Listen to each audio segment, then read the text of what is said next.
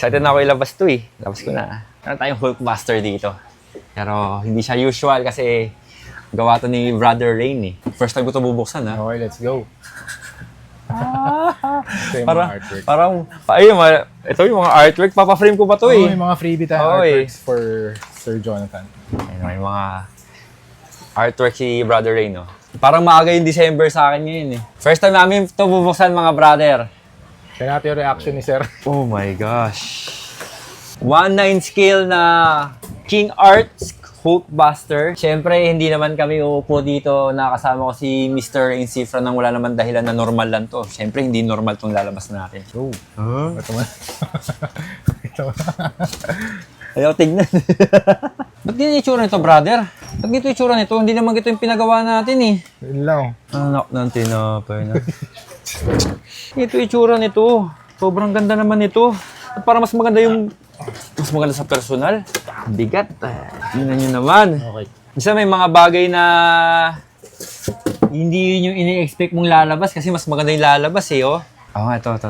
Wait lang, aanin ko muna, i-ano muna sa utak ko. Eish. Wait lang mga brother ha, ako muna, si Panga muna. Sobra naman to. Nalagyan ka ilaw para medyo makita mo. Parang sa gala. May ilaw. Ako na yan. Iuwi ko na to. Hello, what is up mga ma'am, Yan. sir, ma'am? Ako po si Ralph Cifra, isang visual artist from Manila, Philippines. And today, nandito tayo ngayon sa On a Brew. Oh, yan po. May ganun pa, di ba? On a Brew. Tayo ngayon sa On a Brew. I do custom repaint sa action figures, statues, collectibles, 3D prints. I just want my artwork na i-apply dun sa mga action figures. I also do custom repaint sa Legends, Marvel Legends, NECA, TMNT, McFarlane Toys. Halos lahat. Oh, McFarlane Toys, Star Wars. Mga Black Series. Black Series, yes, Black mga Black Series 6 inches. Asan yung kasama nitong Gina ba yun? Oo, patating kasama. Gusto ko yun yan tayo. eh. Etong Hulkbuster na to, hindi siya nag-iisa kasi may regalo pa si Brother Rain sa atin. Sir Jonathan, as part of this project collaboration, I present to you the More Storm 1/9 scale na Iron Man na Mark. I think this is Mark 85 na pero- customize ko din na camouflage na color scheme. Katerno ni Hulkbuster 1/9 scale. So, pareho sila ng scale, 1/9. So, naisip ko, baka pwede siyang ipasok dun sa loob ni Hulkbuster. So, tinry ko na Pwede. rin. And nag-work naman siya. Meron siya mga LEDs, pero ang ginawa ko na lang dito, pinaint ko na lang yung LED features niya na magkaroon na parang glow effect. So, complete accessories. This is a model kit from More Storm Eastern model, around 1/9 scale. So, articulated siya, painted, custom repainted by me, Ralph Cifra. Tapos, meron siyang mga lighting refocuser, mga repulsor, cannon, and blades. Kompleto accessories. Kasi naghahanap din ako ng Iron Man na babagay dito. Tinignan ko yung stocks. Ayun, meron akong stock na More Storm. Tapos finit ko. Nag-test fit ako sa Hulkbuster ng 1/9 scale. Actually, tapos ko na to nun. Tapos naisip lang ni Sir Jonathan na, okay, baka pwede tayo magkaroon. Actually, yung Nabigla first ako dito. sinurprise ko na siya. Pumunta siya sa HQ na since you like surprises, meron akong surprise para sa kanya for today. So I'm really honored na nagkaroon kami ng project collaboration na Hulkbuster kasi hindi pa ako nakakagawa nito. It's my first time doing a camouflage color scheme for Iron Man na Hulkbuster. For Iron Man, nakagawa na ako dati. It's a white version. Pero this time, it's a military green version na merong actually mixture ng iba't ibang colors.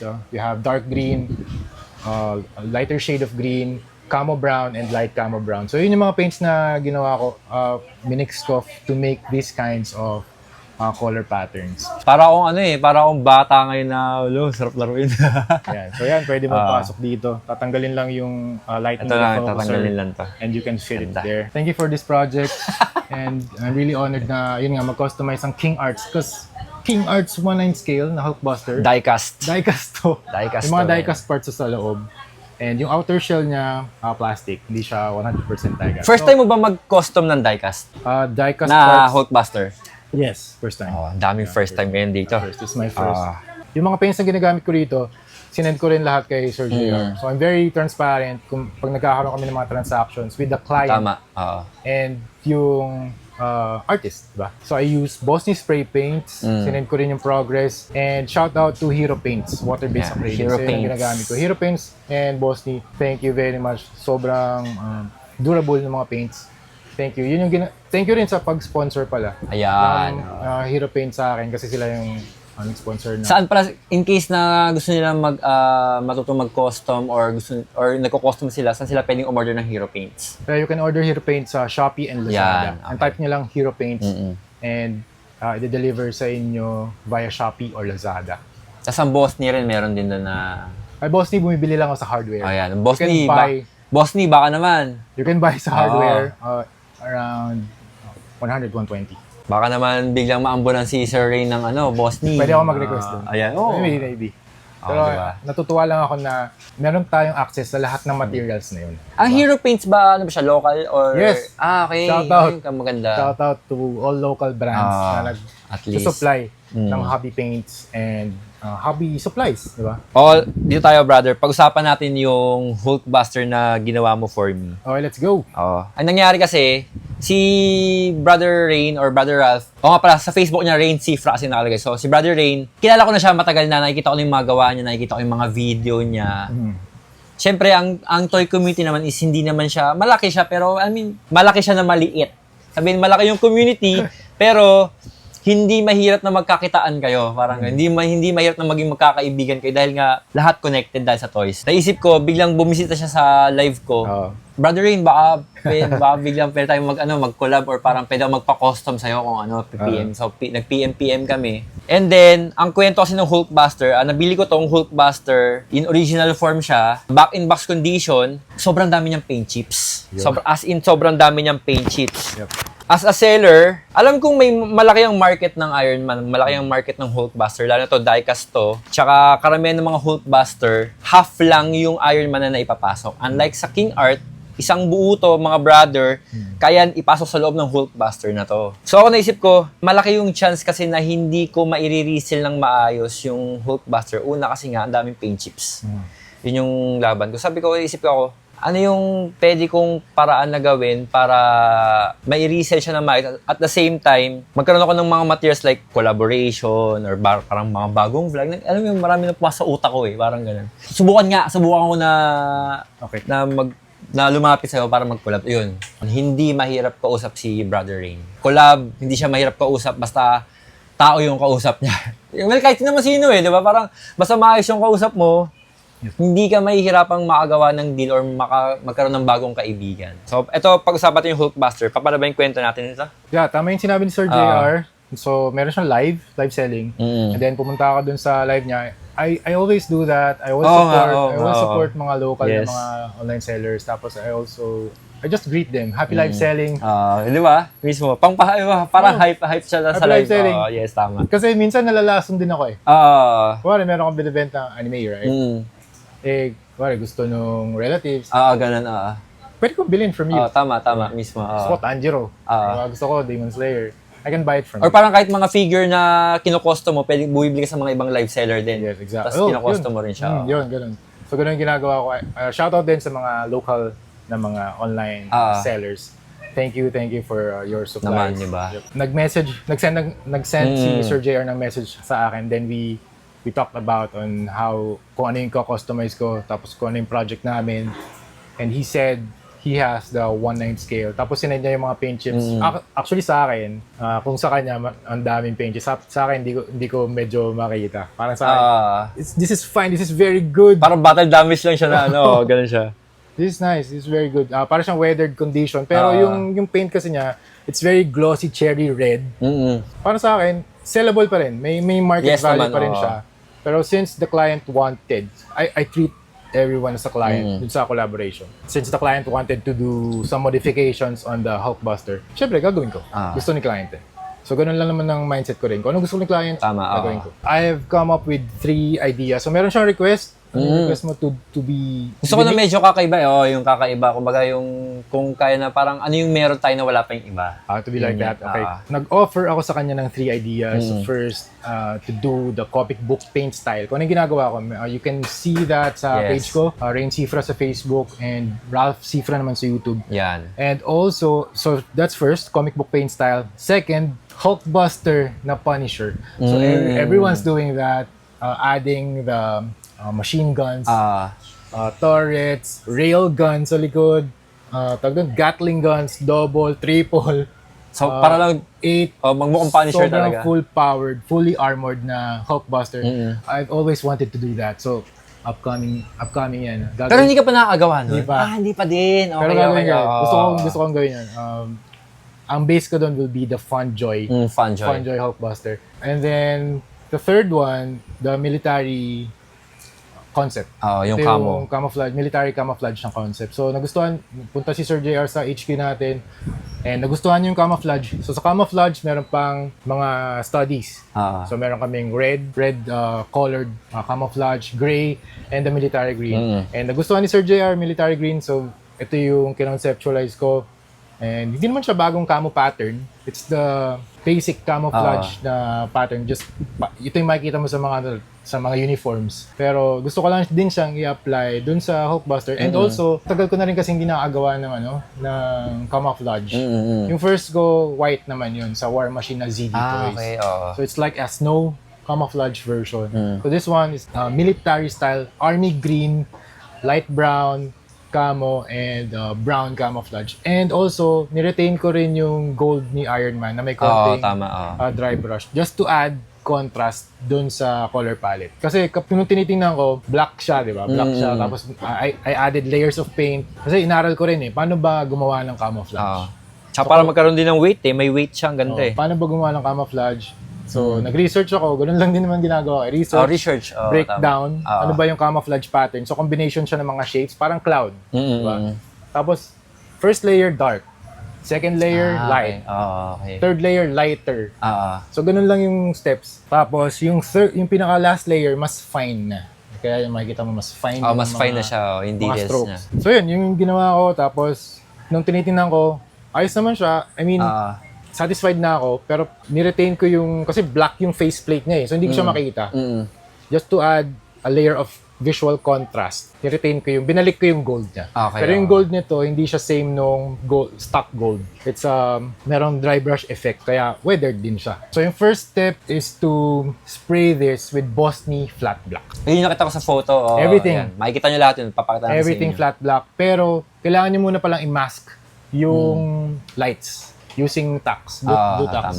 Meron pa akong dinatanggal dito Blue tack lang yung ginamit mo dyan. Kala ko parang mga tape na blue tack pala yan. Hindi, blue tacks lang. Kaya pwede mo sundutin na gano'n. Meron akong naiwan dito blue tack. Pero madali lang naman tanggalin yon. Just to prevent na magkaroon ng paint yung lights. Ilaw, After ng black, dry brush naman with gunmetal.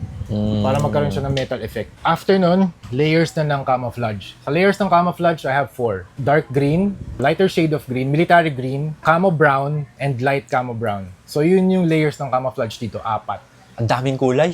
4. Nakamix. Nakakalito lang din yung arrangement or layout kasi magkakasama na sila. Pero if you break it down, it's just a combination of cloud-like shapes. Ganun lang din. So if you study on how to make some camouflage patterns, makikita nyo sa Google, break down nyo yung layer 1, break down yung layer 2, para mas madali natin maintindihan paano nga ba siya nagiging camouflage. Ang concept naman talaga ng camouflage is to disguise, to mix this into the environment. Paano yung brother? Paano yung process na ginawa mo dito? Parang quick explanation sa kanila kung paano yung process na ginawa mo. Kasi sa nakikita ko, ang dami kasing singit-singit na part ng Hulkbuster na parang kunyari, lalo na ako, hindi mo ako nagko-custom. So parang kunyari, ang hirap naman yata pintahan nito. Ang daming singit-singit. Okay. So paano yung process na ginawa mo dyan? Sige, explain natin. Nung dumating to sa akin, grabe, in-unbox ko kaagad.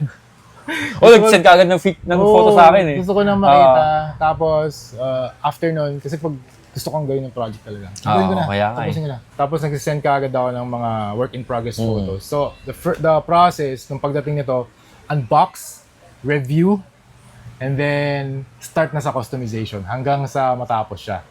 So, unboxing, you can view the unboxing after this video. Kasi Yes. ready na yun eh, tapos na. So, gagawin ko na lang siyang public. Unboxing and review, it's done. Tapos, pag kinostomize to, kailangan kong basahin yung manual.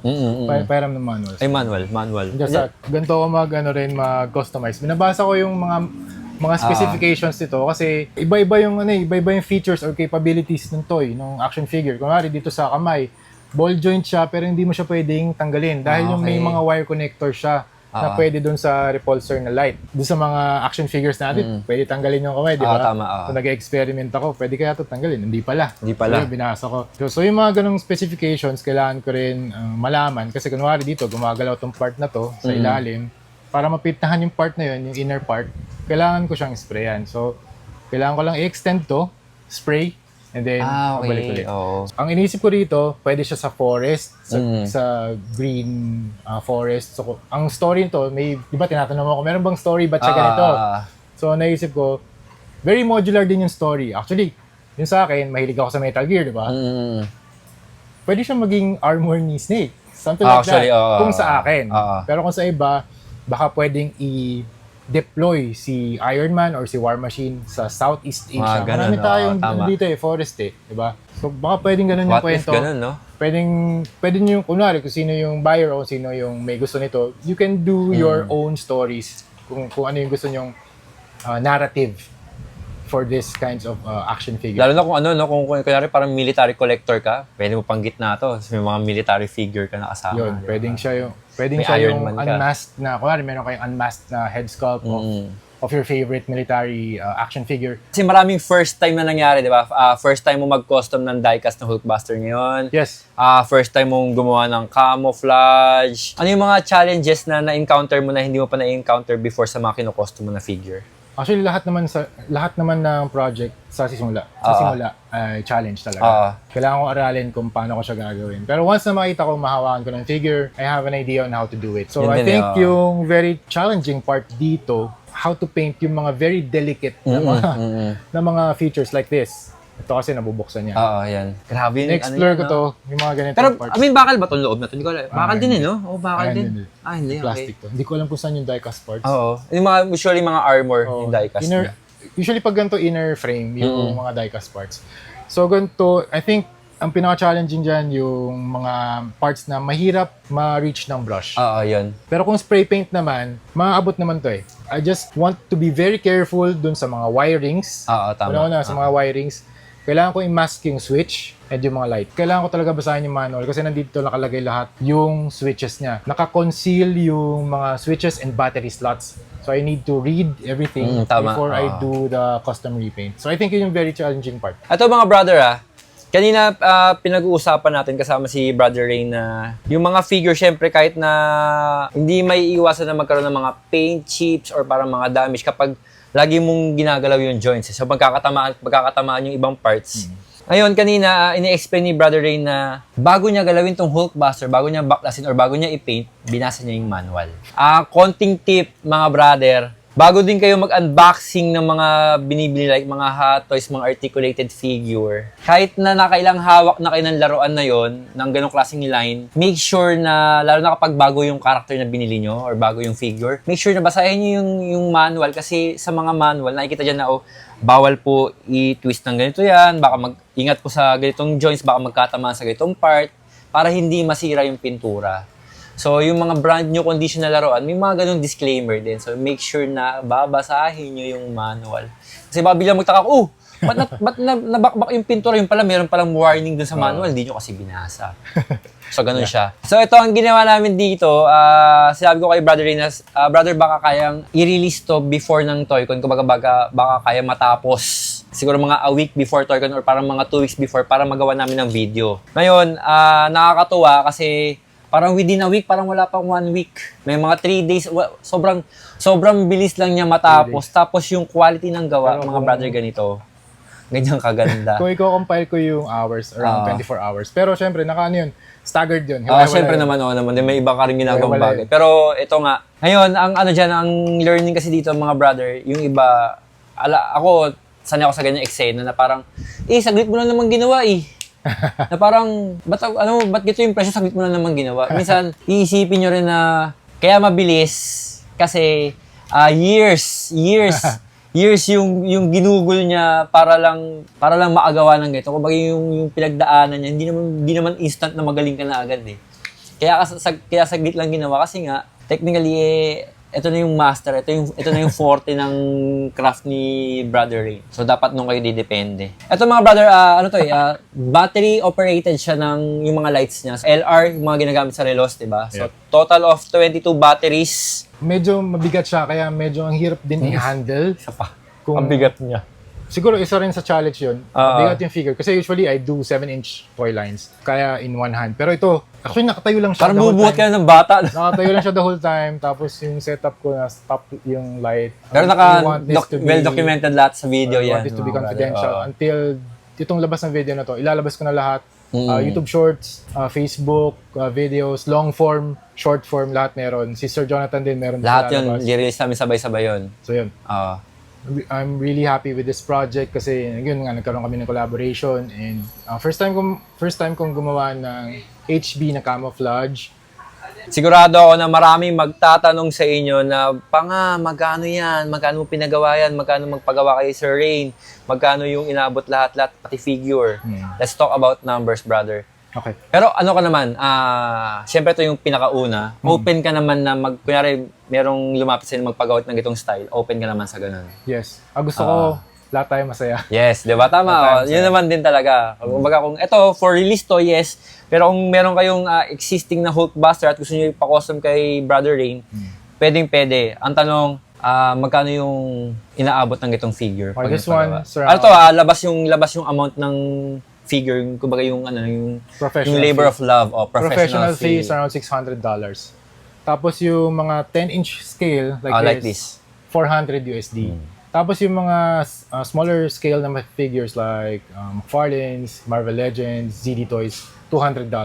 Baka magtaka kayo kasi bakit sa Pilipinas tayo pero dollar yung pinag-usapan. Kasi mostly ng mga client ni Brother Ralph, international. Though may mga nagpapagawa sa yung mga, syempre Local. mga friends na local din. Pero yun nga, karamihan ng mga nagpapagawa sa kanya nasa ibang bansa. I'm really thankful din sa both local and international clients. Thank you very much for your support. Nga pala, yung custom repaint, yung prices na yun, it's a complete custom repaint. Meaning, hindi siya yung weathered. Iba yung price range ko for weathered. So for the weathering, I can do around 100, yung maliliit. Tapos 200 and then 300 kung mga ganito kalalaki. Ganito kalalaki. Yun, ang process naman nun is just a basic weathering style. Kumbaga, maayos yung pintura. Kung gusto nila gawing battle damage. Yun, battle damage. Kung gusto nyo lagyan ng physical. Kasi iba rin yung definition ko for the battle damage. Yung battle damage, for me, lalagyan ko siya ng physical na damage. Tama. Yung weathered naman, it's just a paint. Paint lang. Okay. So, ganun lang yung definition ko. And dinadisclose ko rin sa mga clients na ito yung magiging itsura. I also presented you the Fun Joy, right? Yes, tama. So, yun yung mas weathered paint job. So, kung ganun kalaki, 300. So, this one, weathered, 200. Tapos yung mga maliliit, $100. Magkano na brother?